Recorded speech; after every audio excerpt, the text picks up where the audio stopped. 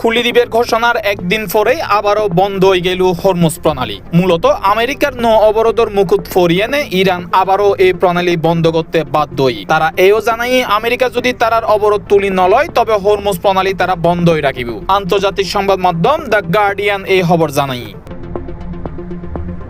আজিয়ে ব্রিটিশ সামুদ্রিক সংস্থা জানাই ওমানের উত্তর পূর্ব উপকূলতন প্রায় 20 নটিক্যাল মাইল দূরে ইরানের IRGC বাহিনী দুয়ো গানবোট একখান তেলবাহী ট্যাঙ্কারের হাঁসায় এনে গুলি চালায়। ট্যাঙ্কারের ক্যাপ্টেন জানাই গানবোট রেডিও থন সতর্কবার্তা নদিয়ে নেই গুলি চালাই, তবে ট্যাঙ্কার ও নাবিককল নিরাপদ আছে বলে এই সংস্থা নিশ্চিত করছি।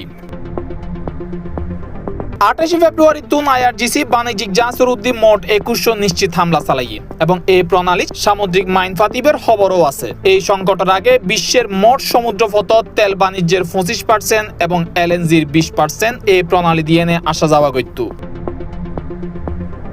মার্কিন সামরিক বাহিনী জানাই তারার নৌ অবরোধ সম্পূর্ণভাবে কার্যকর আছে এবং ইরানের সমুদ্রপথত সমস্ত বাণিজ্য বন্ধ করে দিয়ে হই। ট্রাম্প এই পদক্ষেপের সমর্থন জানাই হই ইরানের লয় চুক্তির লেনদেন সম্পন্ন নোয়ান পর্যন্ত অবরোধ অব্যাহত থাকিব। ইন্দি ইরানের সেনা commander major general Ali Abdullahi হুঁশিয়ারি দিয়ে হই মার্কিন অবরোধ অব্যাহত থাকিলে ইরান পার্সিয়ান উপসাগর, ওমান সাগর ও লোহিত সাগরের জাহাজ চলাচলও বন্ধ করে দিতে পারে। কূটনৈতিক আলোচনার মধ্যে হরমুজ প্রণালীতে উত্তেজনার নতুন মাত্রা পৌঁছাই। 22 এপ্রিল যুদ্ধবিরতির মেয়াদ শেষ হইবার আগেই দ্বিতীয় দফা আলোচনা নইলে পরিস্থিতি আরো ভয়াবহ হইবার আশঙ্কা আছে।